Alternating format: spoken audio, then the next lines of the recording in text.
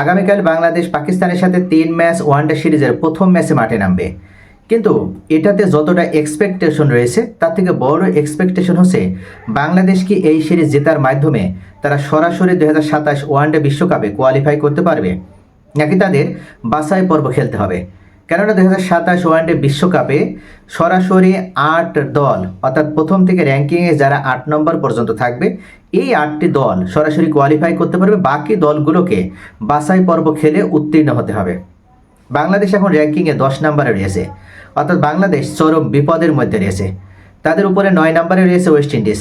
যদি বাংলাদেশ পাকিস্তানের সাথে এই সিরিজে ভালো ফলাফল করার মাধ্যমে জিততে পারে, তাহলে তাদের সামনে একটা সম্ভাবনা থাকবে 9 নম্বর পজিশনে চলে আসা। এখন বাংলাদেশ কি এটা করতে পারবে? বাংলাদেশ কি পাকিস্তানের সাথে জয় তুলে নিতে পারবে, নাকি বাংলাদেশ সেই আগের পরিসংখ্যান অনুযায়ী পাকিস্তানের সামনে দুমড়ে মুচড়ে যাবে? আমরা যদি এখন পর্যন্ত পাকিস্তানের সাথে বাংলাদেশের ওয়ানডে পরিসংখ্যানটা দেখি, তাহলে বাংলাদেশ কিন্তু পাকিস্তানের সাথে এখন পর্যন্ত 39টি ম্যাচ খেলেছে, অর্থাৎ তারা এ পর্যন্ত 39 বার মুখোমুখি হয়েছে। তাতে করে 34 বারই পাকিস্তান জিতেছে, আর বাংলাদেশের জয় মাত্র 5 বার। অর্থাৎ সব দিক থেকে আমরা যদি দেখি, তাহলে বাংলাদেশের জয়ের পাল্লাটা খুবই কম। এদিক থেকে বাংলাদেশের সাথে ভালো কিছু আশা করা এই সিরিজে, এটা তারা যতটা না বোকামে, তার থেকে বড় একটা বিষয় সেটা হচ্ছে পাকিস্তানের এই দলটা অনভিজ্ঞ। পূর্বের যে দলগুলো ছিল সেই দল পরীক্ষিত ছিল এবং অভিজ্ঞতা সম্পন্ন।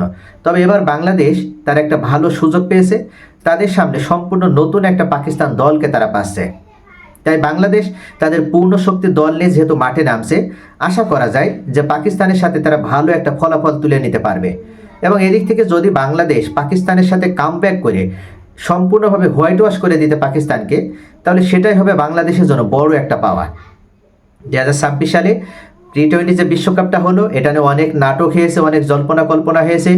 বাংলাদেশকে শেষ পর্যন্ত ভারতের সাথে অপমানিত হতে হয়েছে, আইসিসির কাছ থেকে বহিষ্কৃত হওয়ার মাধ্যমে তারা টি-20 বিশ্বকাপটা থেকেই বঞ্চিত হয়েছে। তবে সমস্ত যে দুঃখ দুর্দশা, এমনকি জনগণের যে চাওয়া পাওয়া দলটাকে নিয়ে, সেই চাওয়া পাওয়ার জায়গা থেকে বাংলাদেশ দল একটা মরণ কামড় দেওয়ার জন্য তার অপেক্ষায় ছিল। এবং সর্বপ্রথম এই 2026 সালের প্রথম সিরিজেই তারা পাকিস্তানকে সামনে পেল, অনভিজ্ঞ পাকিস্তানকে। তাই তারা এমন কামড় দিবে যেটার মাধ্যমে পাকিস্তানকে একেবারে তারা হোয়াইট ওয়াশের লজ্জা দিতে চায়। বন্ধুরা, বাংলাদেশ বনাম পাকিস্তান ম্যাচ মানে কিন্তু শুধু ক্রিকেট নয়, মনে রাখতে হবে এটা একটা ইতিহাসও, একটা প্রতিশোধের গল্প, একটা সম্মানের লড়াই। আগামীকাল শুরু হচ্ছে বাংলাদেশ বনাম পাকিস্তানের 3 ম্যাচের ওয়ানডে সিরিজের প্রথম ম্যাচ, এবং প্রথম ম্যাচ অনুষ্ঠিত হবে ঢাকার মিরপুরের শেরে বাংলা ন্যাশনাল ক্রিকেট স্টেডিয়ামে। এখন একটা প্রশ্ন সকলে মনে, বাংলাদেশ কি পাকিস্তানকে চমকে দেবে, নাকি পাকিস্তানের পেস আক্রমণে ধ্বংস করে দেবে বাংলাদেশকে? আজকের এই ভিডিওতে আমরা দুই দলের বর্তমান শক্তি, ভয়ঙ্কর কিছু পরিসংখ্যান, আগের সিরিজের ইতিহাস, ম্যাচ জয়ের গোপন ফ্যাক্টর এবং শেষ পর্যন্ত আমার ম্যাচ প্রেডিকশন নিয়ে আলোচনা হবে।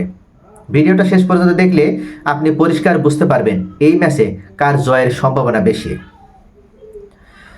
2015 সালে ঢাকার মাটিতে বাংলাদেশ এমন কিছু করেছিল যা পাকিস্তান আজও ভুলতে পারেনি। সেই সিরিজে বাংলাদেশ পাকিস্তানকে 3-0 ব্যবধানে অর্থাৎ হোয়াইট ওয়াশ করেছিল। সেই সিরিজে দুর্দান্ত খেলেছিল তামিম ইকবাল, মুশফিকুর রহিম এবং সাকিব আল হাসান। এটা ছিল পাকিস্তানের বিরুদ্ধে বাংলাদেশের সবচেয়ে বড় জয়, আর সেই স্মৃতি এখনও ক্রিকেট ভক্তদের মনে তাজা। কিন্তু এই 3 জনের এখন কাউকেই বাংলাদেশ দল আর পাচ্ছে না। তারা সকলেই রিটায়ার্ড আছে, সকলেই অবসর নিয়েছে, আর কেউ বা দূরে কোথাও অবস্থান করছে। কিন্তু মূল কথা হচ্ছে পাকিস্তান দলের থেকে বাংলাদেশ দল এখন আরও বেশি ব্যালেন্সড, আরও বেশি শক্তিশালী।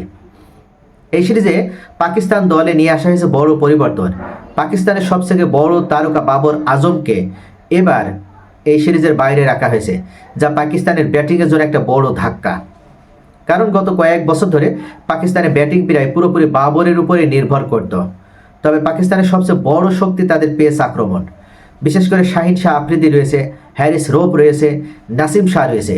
এই 3 জন একসাথে আক্রমণে এলে বিশ্বের যে কোনো ব্যাটিং লাইন আপ বিপদে পড়ে যাবে।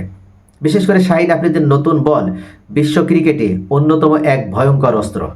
তবে বাংলাদেশেরও সবচেয়ে বড় শক্তি হলো হোম কন্ডিশন। ঢাকার এই মাঠে অনেক বড় দলই হেরেছে বাংলাদেশের সাথে, এখানে স্পিনাররা অনেক সময় ম্যাচ জেতার ক্ষেত্রে বড় ফ্যাক্টর হয়ে দাঁড়ায়। বাংলাদেশের রয়েছে মেহেদী হাসান মিরাজ, মুস্তাফিজুর রহমান, তাসকিন আহমেদ, রিশাদ হোসেন। বিশেষ করে মুস্তাফিজের কাটার ঢাকার উইকেটে অনেক সময় ব্যাটসম্যানদেরকে এমন এক বিভ্রান্তিতে ফেলতে পারে, যেটার মাধ্যমে আমরা দেখেছি ভারতের মতন শক্তিশালী টিমও তারাও বাংলাদেশের কাছে সিরিজে পরাজিত হয়েছিল। অর্থাৎ সব মিলিয়ে বাংলাদেশের এই হোম কন্ডিশনে, বিশেষ করে মিরপুর এই শেরেবাংলা ন্যাশনাল স্টেডিয়ামে বাংলাদেশ যে কোনো দলের জন্য একটা আতঙ্কের নাম। আগামীকাল আমাদের সামনে সবথেকে বড় ফ্যাক্টর হয়ে দাঁড়াবে শাহিন শাহ আফ্রিদির পেস অ্যাটাক। এটা যদি বাংলাদেশ প্রথম 10 ওভার সেইভাবে ভালোভাবে যদি রক্ষণাত্মকের সাথে বা ভালোভাবে ডিফেন্স করতে পারে, বা শাহিন শাহ আফ্রিদিকে দেখে শুনে এমনকি হ্যারিস রূপ, নাসিম শাহকে বাংলাদেশ যদি খেলতে পারে, অর্থাৎ 10 ওভার যদি তারা সাবলীলভাবে খেলতে পারে, তাহলে বাংলাদেশ পূর্ণ অ্যাডভান্টেজ পাবে। আর মিডল অর্ডারে পাকিস্তানের মিডল অর্ডার ধসিয়ে দেওয়ার জন্য বাংলাদেশে মেহেদী হাসান মিরাজ রয়েছে, রিশাদ হোসেন রয়েছে। সম্প্রতি বিগ ব্যাশ লিগ খেলে আসা অন্যতম সফল বিগ ব্যাশের এই রিশাদ হোসেন তার অভিজ্ঞতাকে কাজে লাগাবে। ঢাকার শেরেবাংলা ন্যাশনাল ক্রিকেট স্টেডিয়ামের মাঠ সাধারণত লো স্কোরিং ম্যাচ হয়। এখানে গড় স্কোর হয় মাত্র 220 রান, অর্থাৎ 250 রান করলে সেটা অনেক সময় ম্যাচ জেতার জন্য একটা বড় স্কোর হিসেবে ধরা হয়। সব কিছু করলে বিশ্লেষণ করে আমরা যেটা বলতে পারি সেটা হচ্ছে বাংলাদেশের সুবিধা আছে এখানে 3টা। একটা হোম কন্ডিশন, স্পিন আক্রমণ এবং তাদের অভিজ্ঞ ব্যাটিং লাইন আপ। অন্যদিকে পাকিস্তানের শক্তি তাদের ভয়ঙ্কর পেস আক্রমণ এবং নতুন আক্রমণাত্মক দল। শামিল হোসেন রয়েছে, এমনকি হুসাইন তালাত রয়েছে। এছাড়া দলে আরও বেশ কিছু নতুন মুখ রয়েছে যাদেরকে এই ওয়ানডে এই সিরিজে তাদেরকে প্রথম দলে রাখা হয়েছে। যদি বাংলাদেশ প্রথম 10 ওভার ভালোভাবে সামলাতে পারে, তাহলে ম্যাচের নিয়ন্ত্রণ বাংলাদেশের হাতেই থাকবে। এই ম্যাচে আমার কাছ থেকে যদি প্রেডিকশন চাওয়া হয়, তাহলে আমি বলবো বাংলাদেশের এখানে জয়ের সম্ভাবনা 55%, আর পাকিস্তানের জয়ের সম্ভাবনা 45%। তবে এখানে একটা বড় বিষয়, সেটা হচ্ছে বাংলাদেশ যদি এই সিরিজটা জেতে, তাহলে সেক্ষেত্রে বাংলাদেশের যে র্যাঙ্কিং, তাদের সেই র্যাঙ্কিংয়ে কেমন প্রভাব পড়বে। বর্তমানে আইসিসির international cricket council one day ranking অনুযায়ী বাংলাদেশের অবস্থান কিন্তু 10। বাংলাদেশের রেটিং পয়েন্ট রয়েছে 76, 9 নম্বরে আছে ওয়েস্ট ইন্ডিজ, তাদের রেটিং পয়েন্ট 77, অর্থাৎ মাত্র 1 পয়েন্টের পার্থক্য। এই কারণে পাকিস্তানের বিপক্ষে এই সিরিজটা বাংলাদেশের জন্য অত্যন্ত গুরুত্বপূর্ণ। যদি বাংলাদেশ পাকিস্তানকে 2-1 ব্যবধানে সিরিজে হারায়, তাহলে বাংলাদেশের পয়েন্ট বেড়ে দাঁড়াবে 79। এর ফলে বাংলাদেশ উঠে যাবে 9 নম্বরে, অর্থাৎ ওয়েস্ট ইন্ডিজকে টপকে যাবে। কিন্তু যদি বাংলাদেশ পাকিস্তানকে 3-0 হারায়, অর্থাৎ হোয়াইট ওয়াশ করে, তাহলে সেক্ষেত্রে বাংলাদেশের পয়েন্ট হবে 80। এতে শুধু 9 নম্বরে উঠবে না, র্যাঙ্কিংয়ে আরও শক্ত অবস্থান তৈরি হবে। এটা বাংলাদেশের জন্য একটা বিরাট সাফল্য হবে। কিন্তু যদি বাংলাদেশ সিরিজে 1-2 ব্যবধানে হেরে যায়, তাহলে বাংলাদেশের পয়েন্ট হবে 77। সেক্ষেত্রে ওয়েস্ট ইন্ডিজের সঙ্গে পয়েন্ট সমান হলেও ডেসিমেল পয়েন্টে পিছিয়ে থাকার কারণে বাংলাদেশ 10 নম্বরেই থাকবে।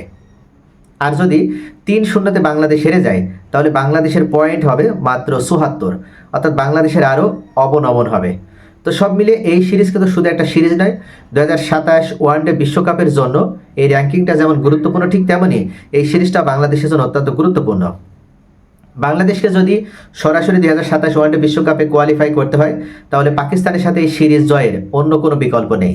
আর যদি পাকিস্তান জিতে যায়, তাহলে সেক্ষেত্রে পাকিস্তান তাদের এক্সপেরিমেন্টটা, পরীক্ষাটাই তারা সফল হতে পারবে, তারা নতুন কিছু ক্রিকেটারকে উঠিয়ে নিতে পারবে। আর বাংলাদেশ তাদের সেই তিমিরেই থেকে যেতে হবে, অর্থাৎ তাদের কোয়ালিফাই করতে হলে, বিশ্বকাপে খেলতে হলে অবশ্যই বাছাই পর্ব পার হয়ে খেলতে হবে। তো প্রিয় দর্শক, আমার প্রেডিকশন হচ্ছে আগামীকাল 2:15 মিনিটে শুরু হতে যাওয়া এই ম্যাচে বাংলাদেশের জয়ের সম্ভাবনা 55% এবং পাকিস্তানে 45%। আপনাদের কি মনে হয়? আপনাদের মূল্যবান মতামত কমেন্টে জানান। সকলে ভালো থাকুন।